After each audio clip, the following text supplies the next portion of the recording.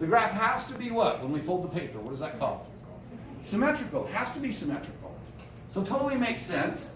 I'm going to go over to a half and down negative 12.25. 1, 2, 3, 4, 5, 6, 7, 8, 9, 10, 11, 12, and a quarter. So I'm at this point right here. Sorry, are you seeing both things? Yeah. So I'm at that point right there. I'm at a half and negative 12 and a quarter. I did that by doing the negative b over 2a, plugging it in and solving it, right? Okay, now, can I graph it with just those points actually? I could, right? But I can also do it by using the y-intercept. The y-intercept is what? Negative 12, 0, negative 12. What's the value at 1? Without even plugging it in. 1, negative 12. It has to be symmetrical. So I know that it's at 1, negative 12. I know that's only a quarter up. Hey, that's 2 points. If I was doing it on Alex, that's all I need is 2 to the right and 2 to the what?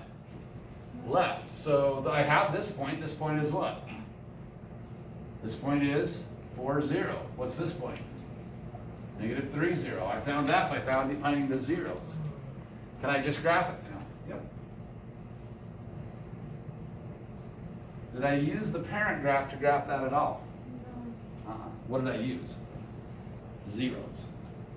The only problem with that is this equation right here. How come? What are the zeros of this one? The y equals x squared plus 3. There aren't any. There's no zeros, right? How would this one graph? I mean, this one was one of the easier ones we did like 2 times ago. Where's my starting point? You guys already told me. Where's it at? 3. Up 3 on the y, right? And this one we would use the parent graph and say, hey, I got to go over 1 each direction and up what? 1. And over 2 and up 4. From the vertex. Over 2, up 4.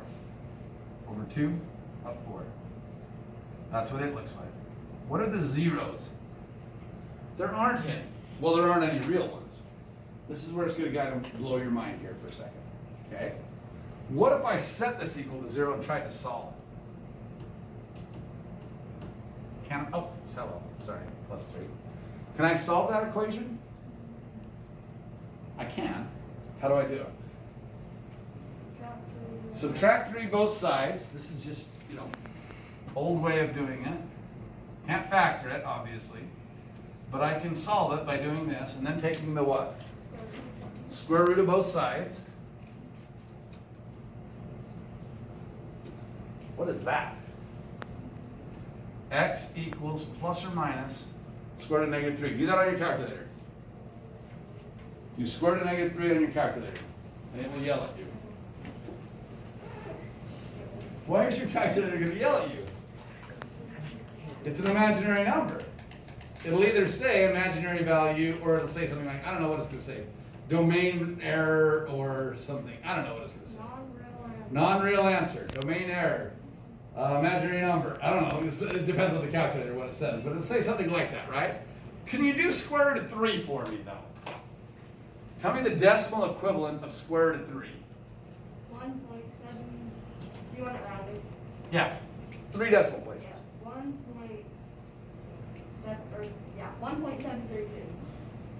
Okay. And then I'm going to put a 9. Have you ever thought what an imaginary number really is? It's hard because it doesn't exist, right? But it really is something in math. That's the weirdest part about this.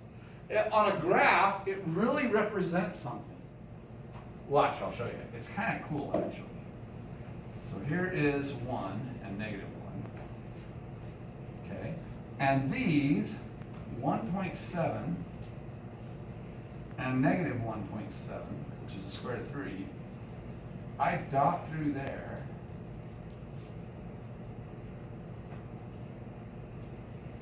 Dot through there.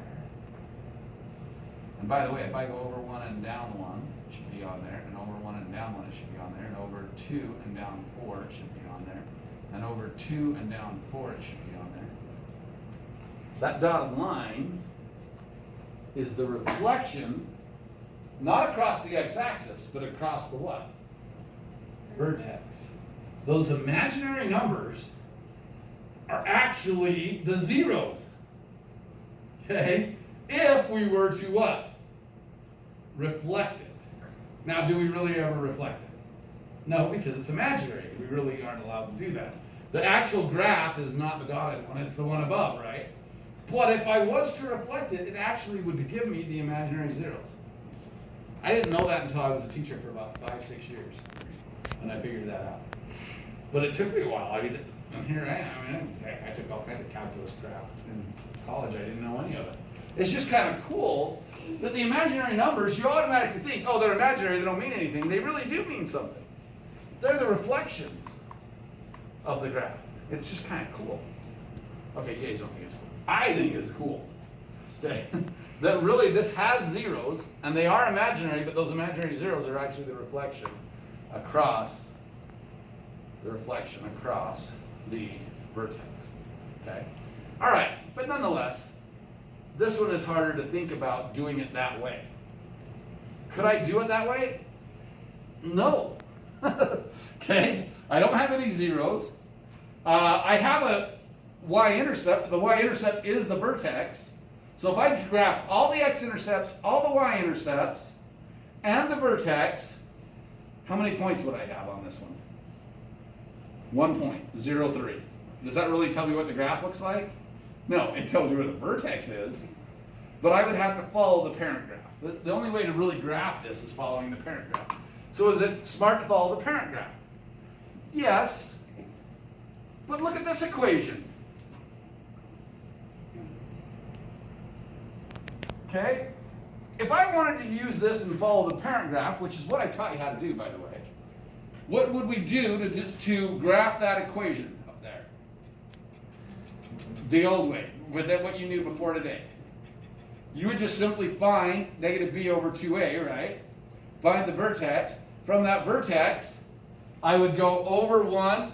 So it's kind of in the middle, though, because it's weird because you're at a half. So I'd go over 1 and up what? 1. It would be on the graph. Over 1, which would put you at negative a half, and up 1. But you're up 1 being at like 11, negative 11 and a quarter, right? Because this is negative 12 and a quarter. Are you with me on that? Oh, wait, this is a quarter. My bad. Negative 12 and a quarter. And then this would be negative 11 and a quarter. All these things would be on quarters, right? Is it going to be easy to graph quarters? It's not easy to graph quarters, okay, in general. So there's a different way to do it. We can use the zeros, which is what I just showed you. We're going to find the zeros, okay? That's why you learn different ways to do things. It's like having a toolbox, okay? For you guys, it's not a big deal, honestly. You're okay being taught a new way to do the same thing. But my first class, they freak out. My regular class, they're like, oh, I just learned how to do this one way, now you're trying to teach me another way? Some people hate that. But it's not smart to hate that. Because I'm just giving you a new tool that will make it easier. I'm trying to make it easier, not harder. So I'm trying to give you a tool. Has anybody ever used a crescent wrench compared to a regular wrench? How many have used a crescent wrench compared to a regular wrench?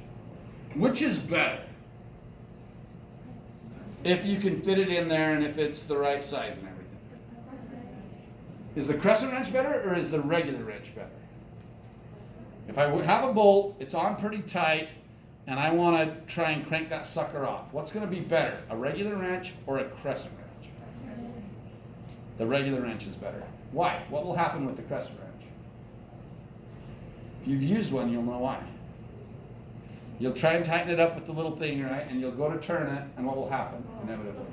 It's loose a little bit, right? You can't really get it quite tight enough. Where if you have a regular wrench on it, it is fitting exactly, isn't it? And it's a lot easier to do. So can a crescent wrench get the job done? Yes. Is it the best way to get the job done? Not necessarily, right? Same with a socket compared to a wrench. Is it easier to take off a nut with a socket or with a wrench? Socket. Socket's way easier, right? Plus you can, if you have a longer socket, you can reach down in where you can't even get a wrench, right? Sockets are better than a wrench. But a wrench is better than a crescent wrench. What if you had a pair of pliers? Could you get the bolt off? Maybe, if you're strong enough to make sure that you can keep it without stripping it, right? But it's going to be a lot harder.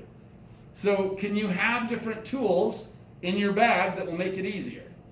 Yeah, that's what I'm trying to give you. So do you always want to use whichever tool though? Sometimes the crescent wrench is just fine. It's actually the easier thing because you don't know what size the bolt is or the nut, right? If you don't know the size, it's easier just to kind of make it go that way, especially if it's not on too tight. Sometimes you're going to want to use the parent graph and just a vertex. Other times, you may want to find the vertex and graph. But if you end up with fractions, that may not be the easiest.